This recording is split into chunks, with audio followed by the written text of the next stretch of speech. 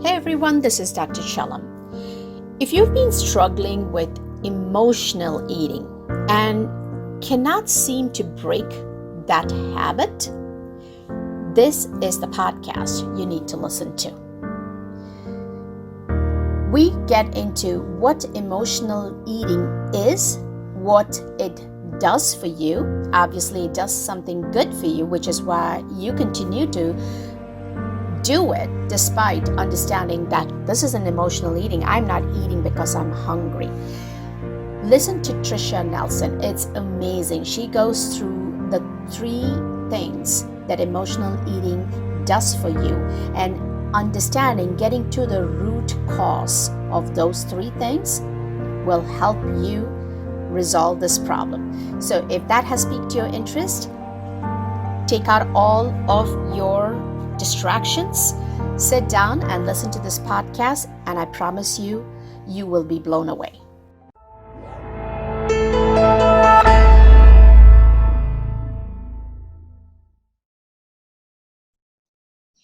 Hi everyone, this is Dr. Chellam.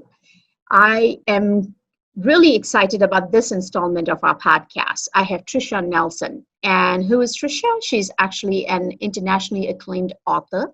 More than anything else, she's a transformational speaker, a coach, and I really love her story, but people's story are best told by themselves. So I'm going to hand over this conversation to Tricia. Tricia, just walk us through what you actually do and what got you to doing what you do, because it's very interesting.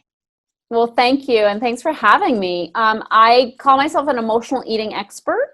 So my expertise is emotional eating, and the reason why I do what I do is because I have been an emotional eater, and I, for decades struggled with food and weight. So it started, I think, when I was very young, and food was a big highlight for me. So I love to eat. I love to cook. I love to, make food for other people, shop for food, the whole 9 yards. If I had to do food, I was excited about it. So it was a highlight for me, and that wouldn't have been a problem except that I really struggled with my weight. So I gained weight very easily. I think I just genetically am predisposed to that. Both my parents were that way too.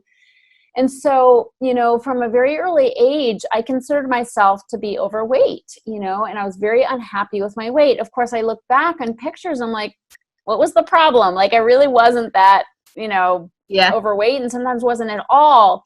But what I call it now, I call it fat head, where I always thought I was overweight. And it's a self-fulfilling prophecy. What you focus on grows. And so I was obsessed with my weight, always thinking I'm fat, always afraid of being, fat and all this kind of thing, checking myself out in the mirror. And I did. I gained weight. And by age 20, I was 50 pounds overweight. And so very painful for me. I had a roll on my stomach that I would scrunch up in my hands. And I just, it was perpetually there. And I just thought, if I could just cut this off, it was fat after all. I'm like, how you cut fat off the side of a steak? I'm like, well, if it's fat, why can't I just do that? And of course, not a good idea. Thank God I didn't try it. But I also had other kinds of crazy thoughts. Like I sometimes wished I'd get some disease where I'd automatically lose weight. Wow. Or I thought, well, maybe I'll join the army where I'll be forced to go through boot camp and exercise. The army loves you. I know. So, it's like these crazy, really out there ideas, because I was so out of control with food and I really couldn't control my weight. And so it's very frustrating for me. And there just came a time where after all the diets and the exercise programs and pills and potions and lotions, I just gave up. I just thought, I can't do this anymore. And at the time when I realized that I was a yo-yoer.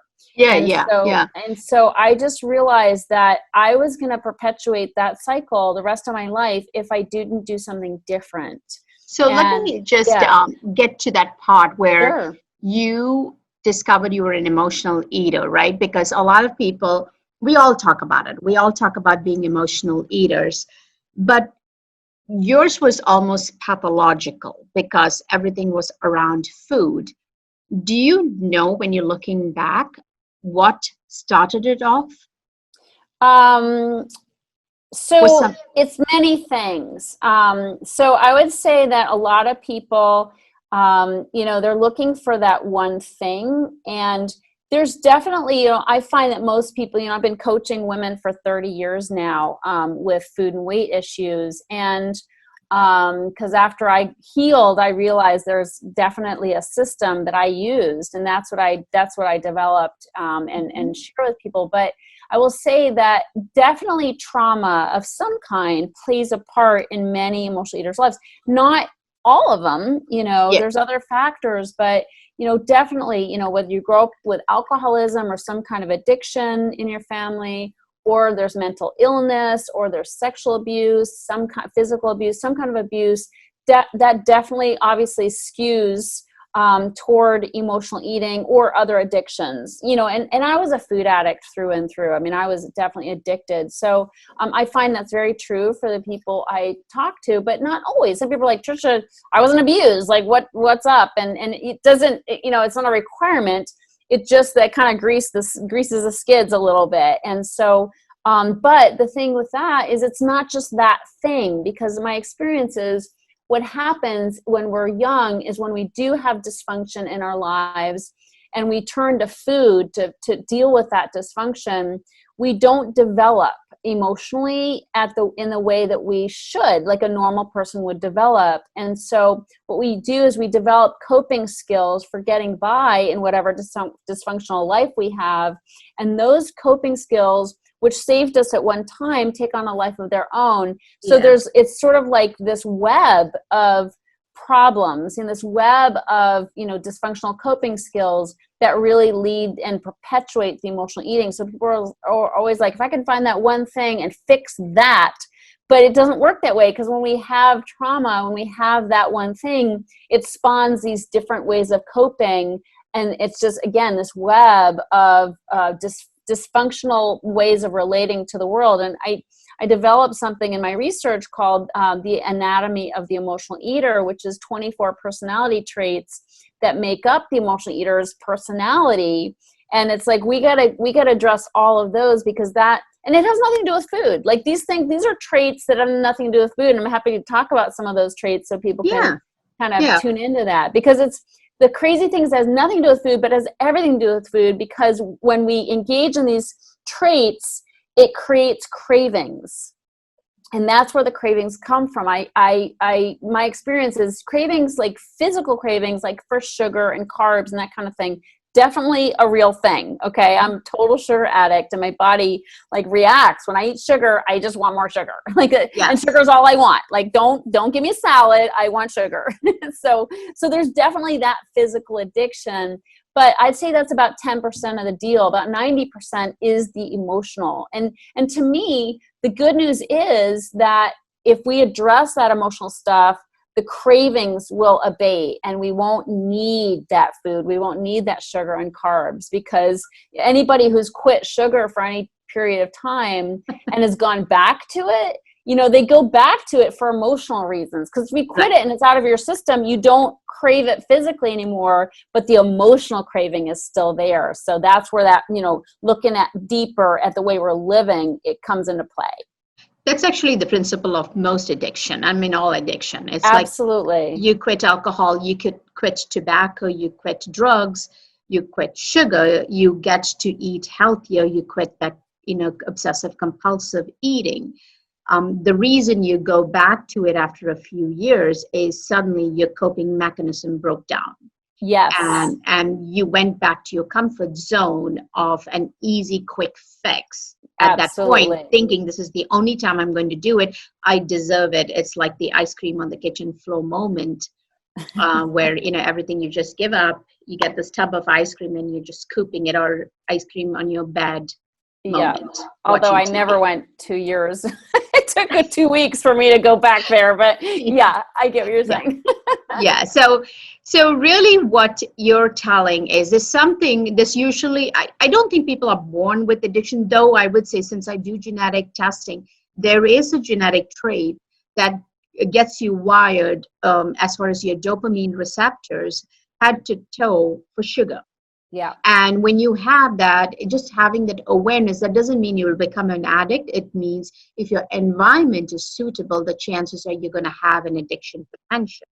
So what I'm hearing from what you're saying is there's something that triggers off this emotional distress, and food, for a child, food is an easy access, right? I can go and eat food, and that becomes perpetuates, and then you get desperate because you start seeing that you're getting judged by people or you're judging yourself. Yeah. And then you're trying to break that cycle through diet and exercise, which yo-yos your weight, and it's not sustainable because you're forcing something without getting to the root cause. Exactly. So one of the things that you've done research is there are certain traits that you find, and if you could give us an example of what is it that, I know you said 24, but a few things so people get an idea of what you're talking about, and that will, they might be able to identify and say, okay, this is a place I need some help.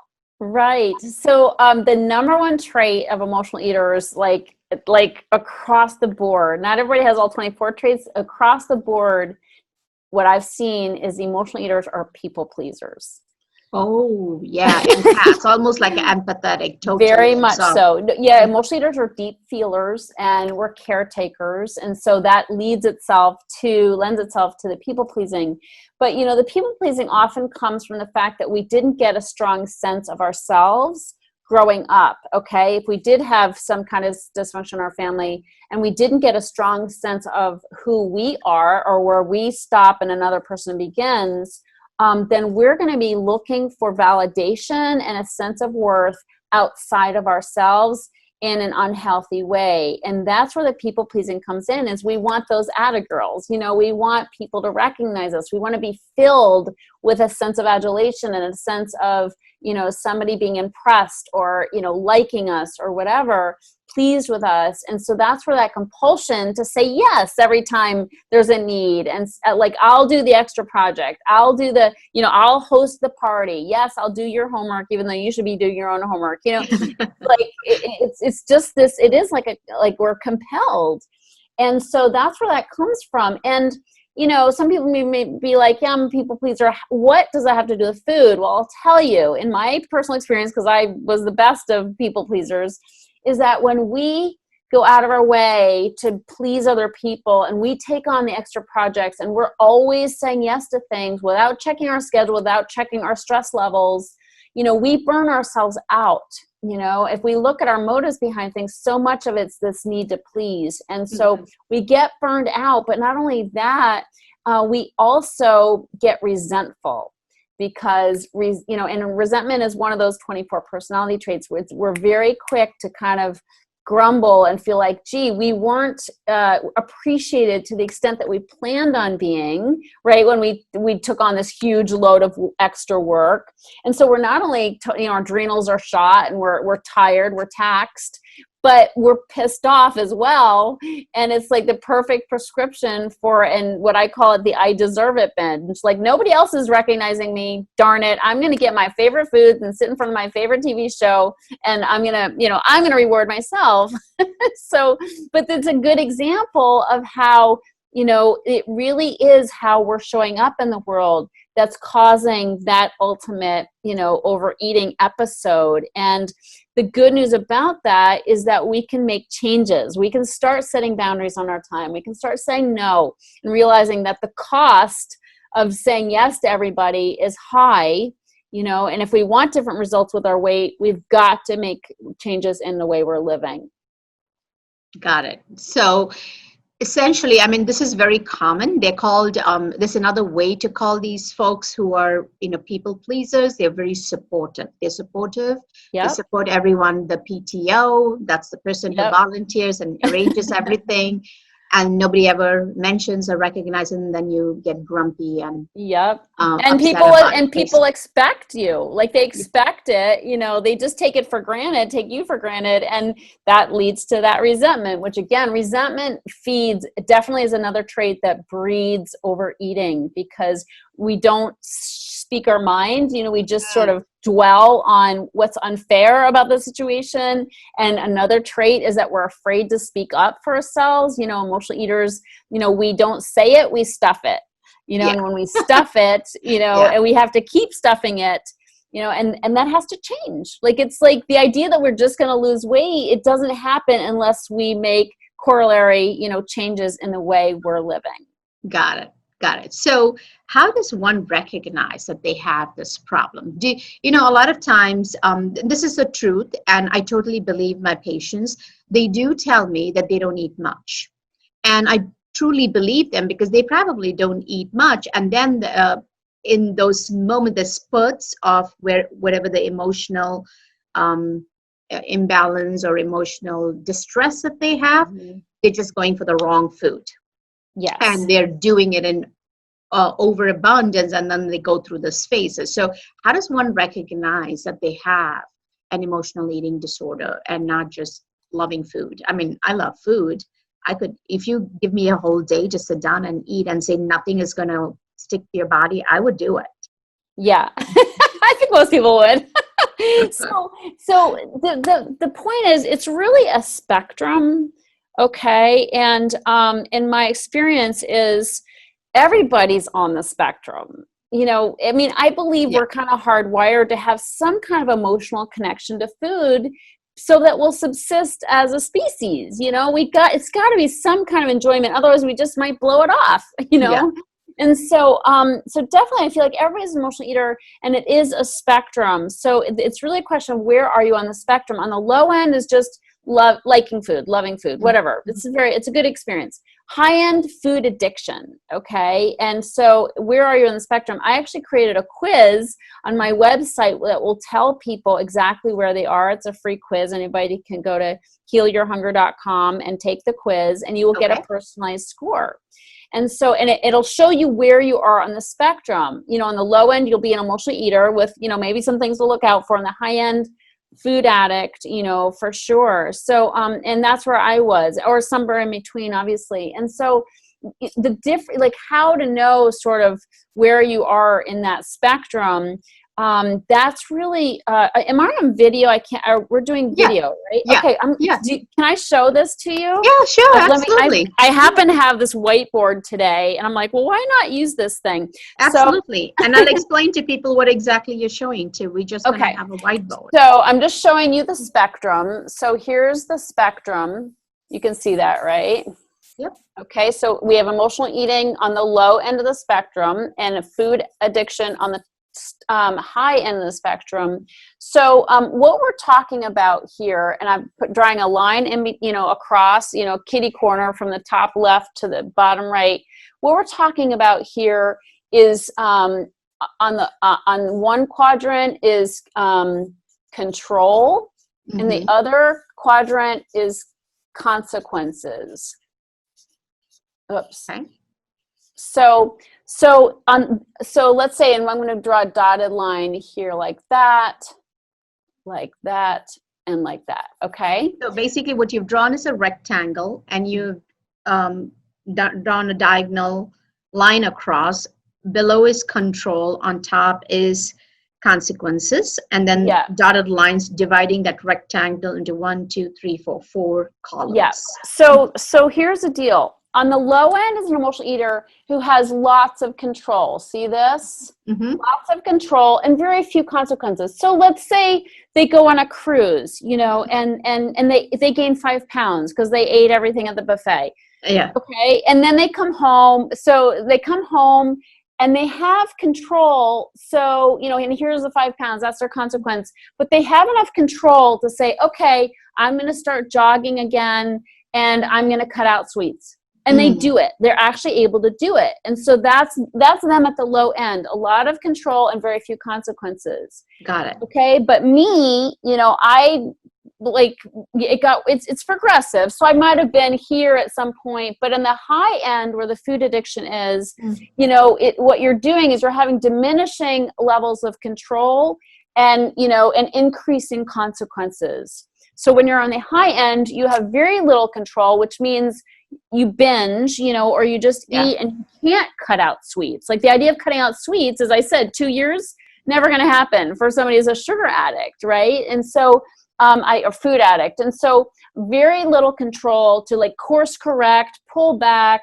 be successful on a diet for a long sustaining period of time. Anybody can diet for a little period of time, but then it gets hard and they can't do it anymore. So very little control, and the consequences do pile up, especially the older someone gets. So diabetes, heart disease, autoimmune issues. I mean, you see all these things. And so, but there's also lifestyle consequences, like can't go out and play with the kids, you get depressed or anxious, you want to sit at home, no motivation, you're not very happy, you're kind of grumpy or bitchy, these are the consequences. There are so many consequences. So I just find this to be a great visual on kind of where one might show up on the spectrum. And it's really having to do with the level of control you have to pull back or course correct, and the number of ways it's really affecting your life.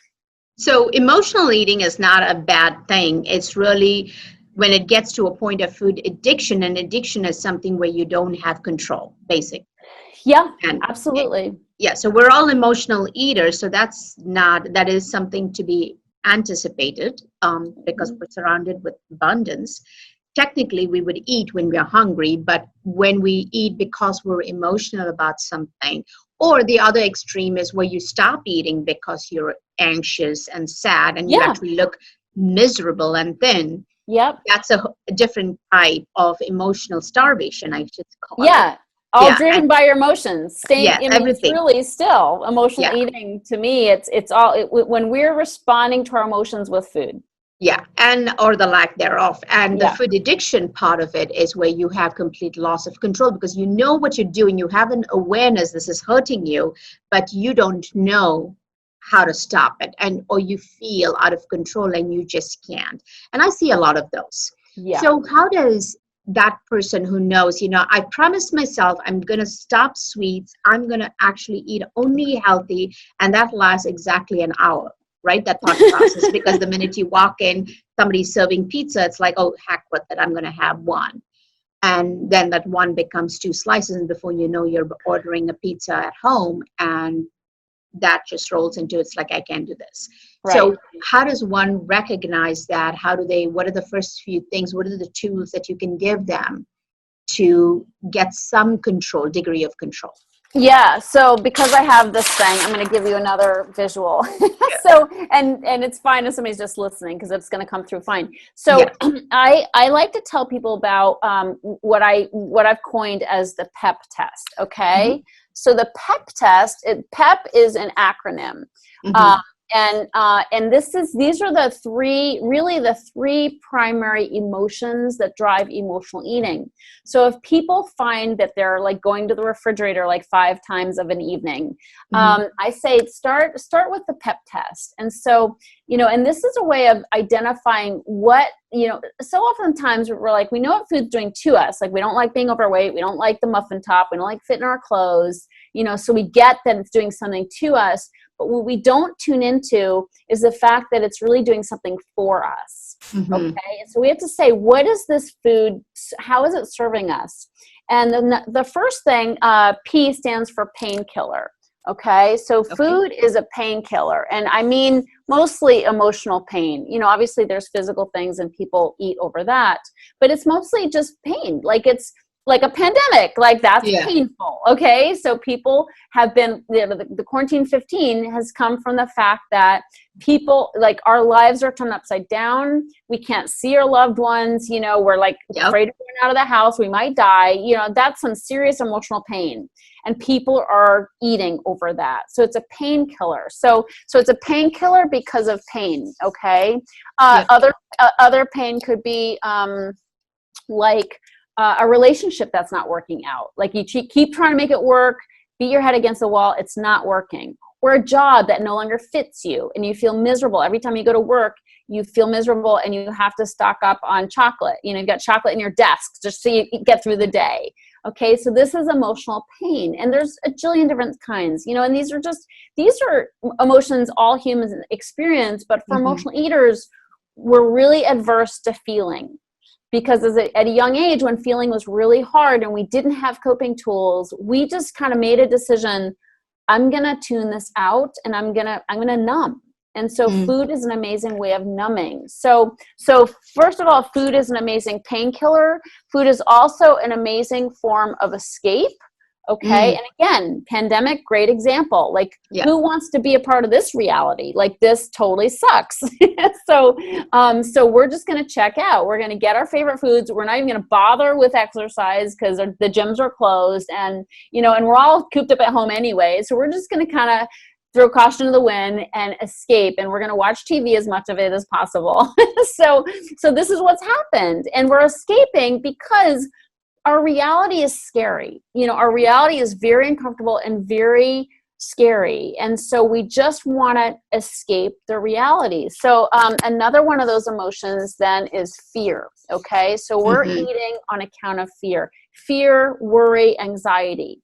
And it works. Like, that's why we're eating the heavier foods. That's why we don't binge on salads typically. Like, we're binging on carbs and sugar and, just really highly dense, food that acts on the calories and the pounds. And so, but it works. Like, in the moment, being in a sugar coma works to kill the fear. We don't feel anything after a binge.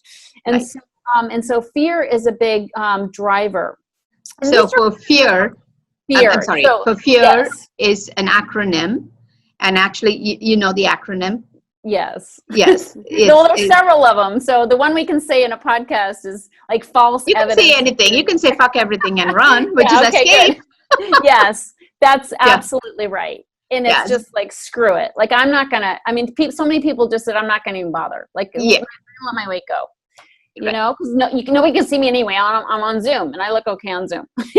So escape. Now, the third P is one people don't think of as something we use food for, but it's actually a form of punishment. And we don't think of that because we're like, oh, it's so nice. I'm, rewarding myself with my favorite foods and my favorite TV show. It's sort of, this is my little treat. But for anybody who loses control and ends up going overboard, and they not only eat chips, and dip, but they end up getting into the sugar, and then they need more salty, or they're doing the cereal, and it's like, it gets out of hand, and then they feel disgusting, and the next day they don't want to talk to anybody. They just want to be in bed all day. You got to look at that. Is that a treat? Have I treated myself? Right. To a high dose of pain, and so we punish ourselves. And this is because emotional eaters, in my experience, feel an inordinate amount of guilt. Okay. And it's, some of it's because we've done crappy things and didn't deal with it. And some of it's unfounded because we just think we're crap, and we oftentimes have that conditioning where we think we're bad, and it's because we're super sensitive. We might have had somebody tell us that, God forbid, but many people had upbringings where they got messages that they weren't enough, or their parents' love was conditional, and so we take it on and we feel like we're bad people, and so whatever the cause, that guilt drives the punishment of overeating, not fitting in our clothes, and oftentimes that's where sabotage comes from. We're doing good on weight loss, but then these underlying stuff that we have buried, all, the pain, the fear, and the guilt, cause us to sabotage our weight loss success, and we don't feel like we deserve it. Like, we have this residual sense of subconscious guilt, and then we're like, I don't deserve to look pretty. I don't deserve to feel good. I don't deserve the compliments that I'm getting. And bam, we go right back up the scale again. So this is the PEP test. So you can take the test and say, am I using food as a painkiller? Is there some kind of pain that is driving this? Is there some kind of fear that's causing me to want to escape? Or is there something I'm feeling bad about that I need to address because here I go, I'm about to beat the crap out of myself? Got it. Yeah. So now they've taken the test and they say, you know what? I might just have a problem with addiction. What can they do on their own to help themselves? Because what I've learned is healing is a journey. And Absolutely. you have to be ready. Sometimes when you start working on this, it can get overwhelming and you give up very easily. But what are the things that they can do for themselves, and then find somebody like you who can actually guide them through the deeper nitty-gritty details of Yeah. uprooting? Definitely. And I've really created a system that makes it so easy to follow, because it's not hit or miss. Like, there is definitely, by the grace of God, there's an actual system. It's what I've used to lose weight and keep it off. So I'm happy to teach that, to anybody in my work. But on their own, just the fact that I brought up the people pleasing, I think should be kind of a red flag for people. And if you relate to that, I would say start really getting honest about what you can and can't do. Yeah.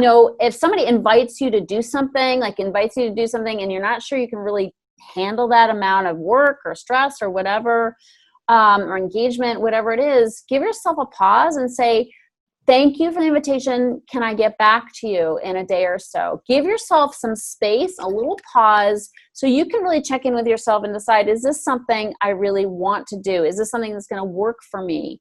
Okay, instead of always piling on more. Also learn, of course, to say, I can't. No. This is a great thing to say. Yeah, no, and I've got too much on my plate right now, which will be more true than other people will realize. It's like I don't want to keep overeating, so no, I can't do it. And so I'm overloaded. And so that kind of boundary setting is going to be huge. Yeah. Also, it's really important is starting some kind of morning routine where you're really getting still and quiet and checking in with yourself. You're basically, I call it, putting money in your bank, money in your spiritual bank, if you will, that you can draw on later in the day when you get stressed out, when you feel like reaching for chocolate.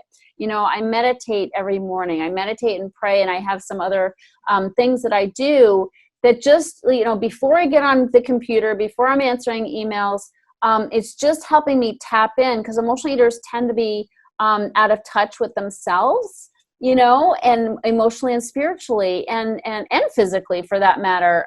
But when you start checking in and you start to develop some kind of, spiritual practice, it can help you really tune in. A yoga practice, whatever it is, something where you can start getting conscious and aware of your inner being, and you can start sort of nourishing yourself on a deeper level, so that later in the day, when you are stressed out, you can draw on that money in the spiritual bank that you put in there. And so those deposits are so, so important. If we just pop out of bed and we're running here and there and everywhere, answering to every call, every beck and call from every other people, we lose our sense of ourselves, we lose who we are, and we also don't have anything to draw on later in the day when the stress piles up. So I'd say that's really important as well. Because I think that's going to be a very difficult one for a people pleaser. Because when they do, I've noticed this, when they're making that shift to say no, they tend to sound angry when they say no. They tend to sound right. And the reason is because they've built up. Yeah. That's the resentment. It's like you've said yes so many times that then you're going to blow at some point. Like you can't take it anymore. And somebody asks something, and all you need to say is no, but you're so pissed off for all the times you said yes that you just completely let loose on them. And then you're back to the guilt that's and then you feel so bad, and then you beat yourself up with food. So yeah. Totally. So I like the way you said, just tell them, thank you so much for the invitation. Let me get back with you. And you can actually simmer down and give the most appropriate response. Because I've noticed that when people pleasers, when you're trying to ask them to shift, they actually break relationships that have taken them for granted, because then you're crazy. Yeah. And which is an extremely important step, is to take that time before you start. So let's say they have suddenly realized they're a people pleaser. They've done the PEP test and they realize, oh my God, I got this food addiction up through my head, from head to toe. And so a morning routine is something that's good for, I would say, for any health condition or emotional well-being. Yeah, I think most successful people have two things. One is a routine, so it's very systematic, and number two is a coach. Mm-hmm. So people are scared about having a coach, and one of the challenges that I find is they are not sure of themselves, right? They're not sure. They could pay up for a coach and say, okay, and they may not show up for the appointments, or they may not follow through. How do you help them understand that this is a shift? Like, I think something great has to happen the very first time they do something, that they get immediate results, that they'll say, oh, this is great, I can do this. What do you actually do to help Well, them? I actually do most of my work. I don't one-on-one coach. I have a program that includes some private coaching, but mostly group coaching. Yeah, Where they're yeah, with other community. women. It is so powerful because, first of all, emotional eaters feel so ashamed of their eating behavior, and they think they're the only one who's done these crazy things with food or eaten to excess this way. I mean, I actually ate out of the garbage. Like, I would binge and get so stuffed, I'd be like, I couldn't finish something, and I'd be like, I'm gonna throw this out, and I'm never eating it again. Like, that's never, this is disgusting, never eating it again. I'd throw out those cookies, and like a couple hours later, I'd have some room in my stomach, and I'd be like, I know there's cookies in there, and I dig them out of the trash, and I'm like, oh my God, like, I am freaking like dumpster diving. I mean, of course it was my own garbage can, but or trash can, but I was so embarrassed. And then come to find out, I actually did a YouTube video on this many years ago, and I got like 60,000 views and people and comments of like, oh my God, I did this. So there's so much shame and secretiveness around this. So when you're with other women who have done the same things, it brings such a level of comfort and identification. And also, we're going through a process of changing this and healing. And so they support each other, they cheer each other on. There's so much love, and that nourishes our soul.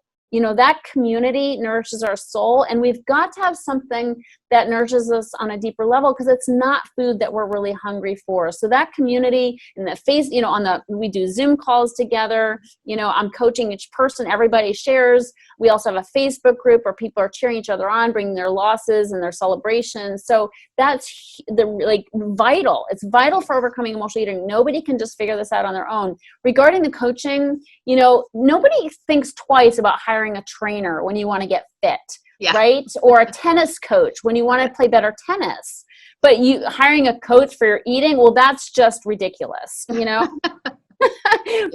let's face it, food is the hardest of all addictions to overcome. I mean, we're talking so hard. And so why wouldn't you get help? And if you've done like 20 diets already in your lifetime, what makes you think it's going to be any different to go on yet another diet? Like, you've got to make a change from what you've done. You've got to break from the things that don't work. 98% of all diets fail. And so, yes, getting coached to overcome emotional eating, there's no shame in that. I mean, people, as I said, everybody's an emotional eater. And most people who come to me on that quiz I told you about, they're like a 3 or a 4 on that quiz, on the higher end of the quiz. So there's absolutely no shame in this, and you're going to speed up your results. You're going to get results, and it's going to allow you to follow through on things that you're like, for instance, you're prescribing to them. Like, if they do A, B, and C, their health is going to vastly improve.